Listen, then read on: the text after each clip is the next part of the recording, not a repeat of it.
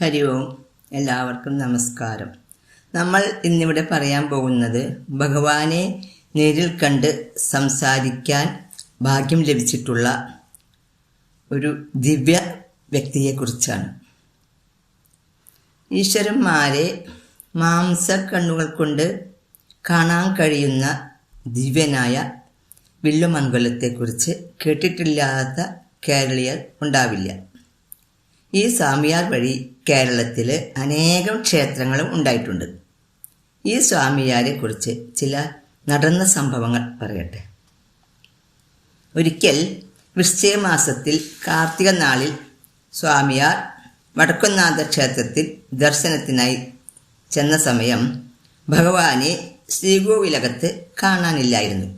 സ്വാമിയാർ ഉടനെ തന്നെ ക്ഷേത്രത്തിൽ നിന്നും പുറത്തിറങ്ങി പ്രദക്ഷിണത്തിനായി ചെന്നപ്പോൾ ഭഗവാൻ തെക്കേ മതിലിന്മേൽ കയറി തെക്കോട്ട് തിരിഞ്ഞിരിക്കുന്നതായി കണ്ടു. ഉടനെ തന്നെ സ്വാമിയാർ ചെന്ന് വന്നിച്ച് ഇതെന്താ ഇവിടെ എഴുന്നള്ളിയിരിക്കുന്നത് എന്ന് ചോദിച്ചപ്പോൾ നമ്മുടെ പ്രിയതമ കുമരനെല്ലൂർ കാത്യായനി തേവാരവും കഴിഞ്ഞ് ആഡംബരത്തോടും ആഘോഷത്തോടും വരുന്നത് കാണാൻ ഇരിക്കുകയാണെന്ന് മറുപടിയും പറഞ്ഞു. അന്നു മുതൽ കൊല്ലം തോറും വൃശ്ചിക മാസത്തിൽ കാർത്തിക നാളില് വടക്കുംനാഥന് രാവിലെ ഒരു പൂജ തെക്കേ മതിൽ വെച്ച് പതിവാക്കി. ഭഗവാൻ ഭഗവതിയുടെ എഴുന്നള്ളത്ത് കാണുന്നതിനായി മതിലിന്മേൽ എഴുന്നള്ളിയിരിക്കുന്നു എന്നാണ് സങ്കല്പം. ഈ സംഗതി ജനങ്ങൾ അറിയുന്നത് വില്ലുമംഗലം സ്വാമിയാരിൽ നിന്നാണ്. ഇതേപോലെ വൈക്കത്ത് അഷ്ടമി നാളിൽ ഒരു ദിവസം ക്ഷേത്രത്തിനായി ചെന്ന സ്വാമിയാർ ഭഗവാനെ ശ്രീകോവിലിൽ കാണാനില്ലായിരുന്നു.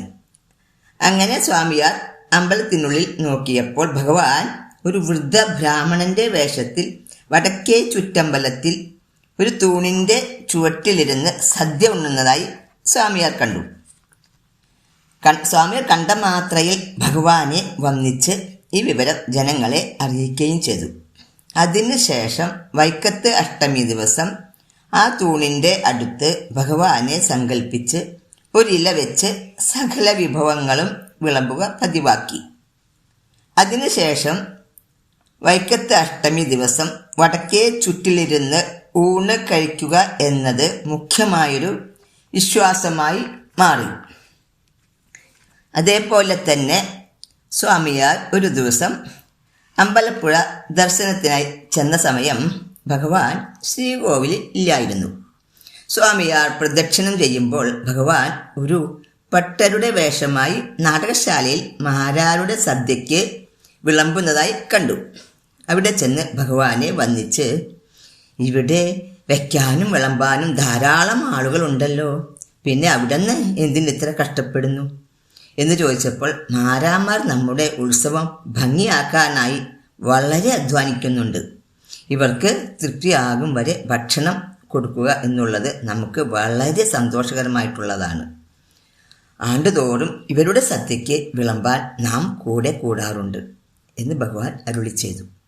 അന്നു മുതൽക്കാണ് അമ്പലപ്പുഴ ഉത്സവത്തിന് മാരാമാരുടെ സദ്യയ്ക്ക് ഇത്രയധികം പ്രശസ്തി സിദ്ധിച്ചത്. അന്നേ ദിവസം സദ്യ സമയത്ത് ഭഗവാൻ അവിടെ എഴുന്നള്ളുന്നു എന്നാണ് ഇപ്പോഴുള്ള വിശ്വാസം. സ്വാമിയാരെക്കുറിച്ച് ഇനിയും അനേകം നടന്ന സംഭവങ്ങൾ ഉണ്ട്. ഹരി ഓം. വേറൊരു വീഡിയോയുമായി നമുക്ക് വീണ്ടും കാണാം.